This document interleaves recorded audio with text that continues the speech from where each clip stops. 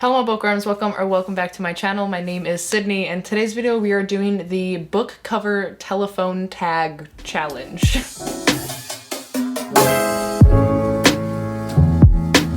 So hey, what's up? How are ya? I hope you're doing well. Thanks so much for being here and hanging out with me for a little bit. I was tagged by Jan to do this challenge, and I have also seen some other friends do it, and I thought it was super cute, and I was very excited to get tagged. So how this works is, you know, the classic telephone game. You know, you say something to one friend, and then they repeat what you said to another friend, and then it goes around the circle. Sometimes you add a word or so at the end of the sentence, and you see what comes out at the end, and it's usually pretty hilarious. But we're making it bookish.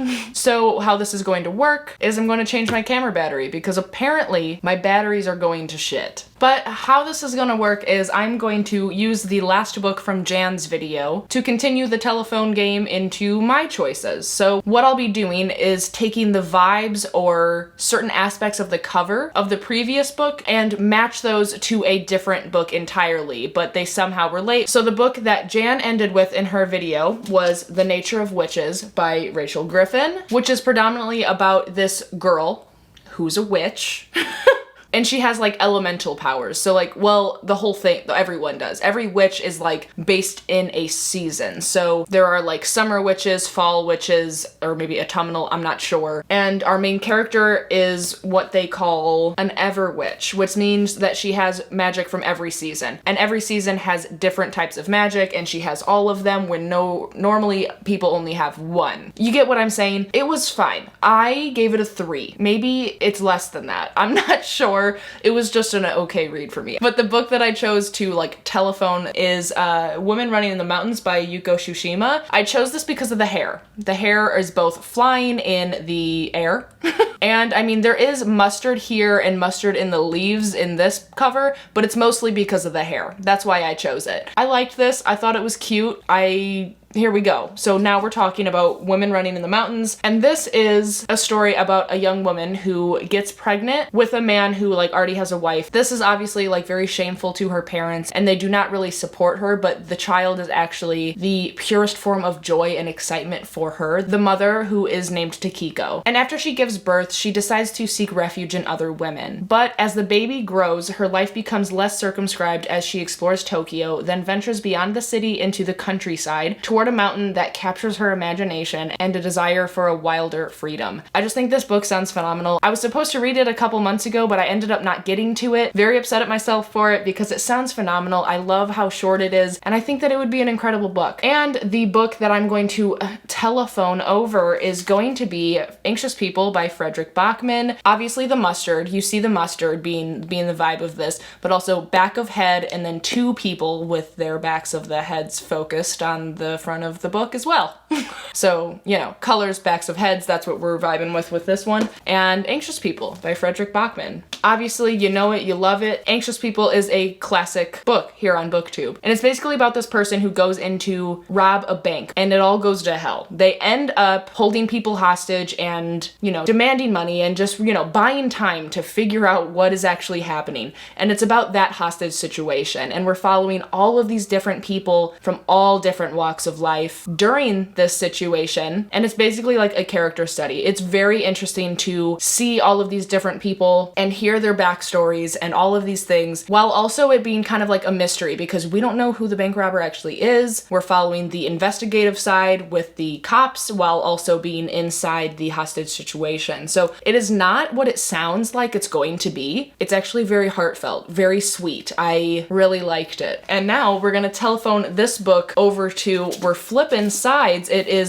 not 2 people with their heads turned, but is 2 people with their faces forward while also giving the vibes and colors. Hello, it is This Close to Okay by Lisa Cross Smith. The mustard is there, the blue is there from the outfits of these people. Now they're in the background here, and the 2 people are now facing forward. We're doing great.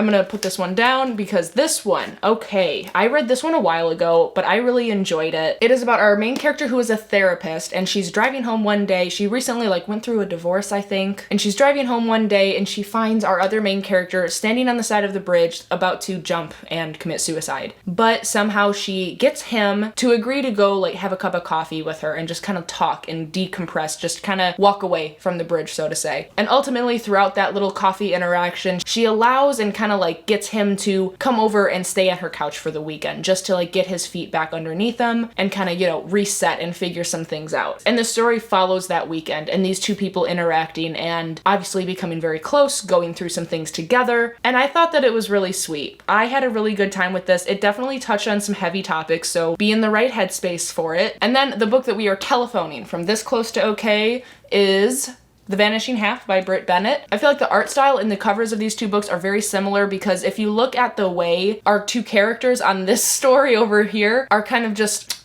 I don't want to say blocky, but it's the colors are very blocky, you know what I'm saying? So the colors over here are very blocky. The edges are very sharp. There we go. That's a little bit better. And I just feel like it's a good transition, they could go together. Hello, telephone. So Vanishing Half by Britt Bennett is about two twins that grow up and decide two very different paths from each other, from themselves, you know what I'm saying. Why did that, am I having a stroke? But there are two twins in this story, and as they grow up, one of them ends up staying in the southern town where they grew up to raise her daughter, while the other one moved across the country while secretly passing as white, and her husband doesn't know anything about her history. Still, although separated by so many miles and just as many lies, the fates of the twins remain intertwined.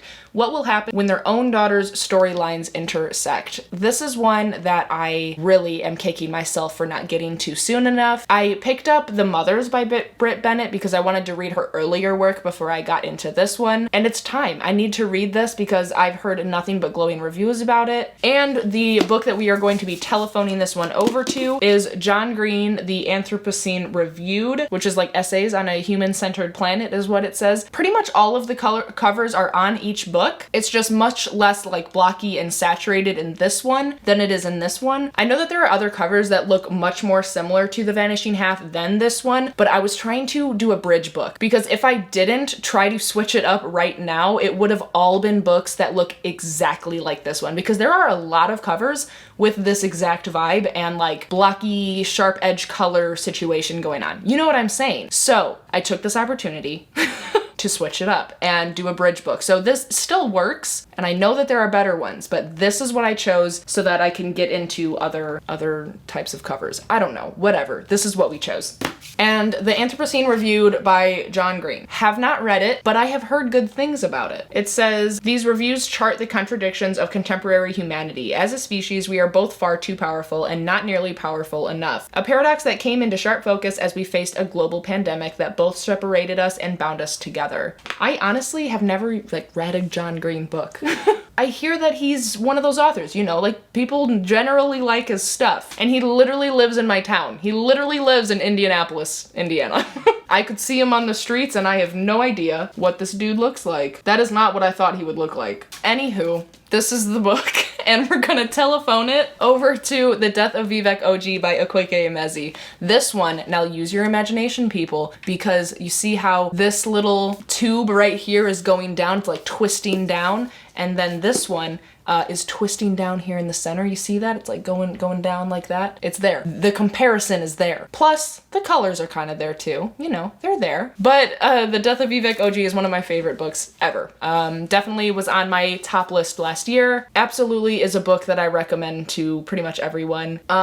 Revisiting this synopsis right now just stopped my heart. It literally, this book is too great. This story is basically about Vivek OG, who has a distant father and a very compassionate but overprotective mother. Vivek is suffering from disorienting blackouts and disconnections between themselves and their surroundings. As Vivek grows up, they're finding solace in the friendships with the Niger wives in the community, but also is becoming very close with their cousin, Osita. And as their relationship deepens and Osita struggles to understand Vivek's escalating crisis, the mystery gives way to a heart-stopping act of violence and a moment of exhilarating freedom. I could cry remembering this story. It's phenomenal. though. It's phenomenal. Please read it. The book that I am telephoning over to this one, I had a lot of trouble. I had a lot of trouble with this one. And again, you guys, I'm sure you have seen my situation in my library room. I have no bookshelves. I just have stacks of books literally everywhere. So right now, it's hard to find things.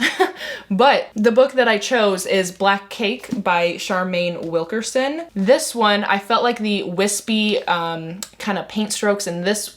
Oh, no, I chose it mostly because of the font. The font is literally exactly the same. Like pretty identical. You know, the roughness of the font, of the strokes, of the not outline, edges. The roughness of the edges in the fonts, they look pretty much the same. And I was just having so much trouble finding a book that looked like gray, red, and pink. I just couldn't find it.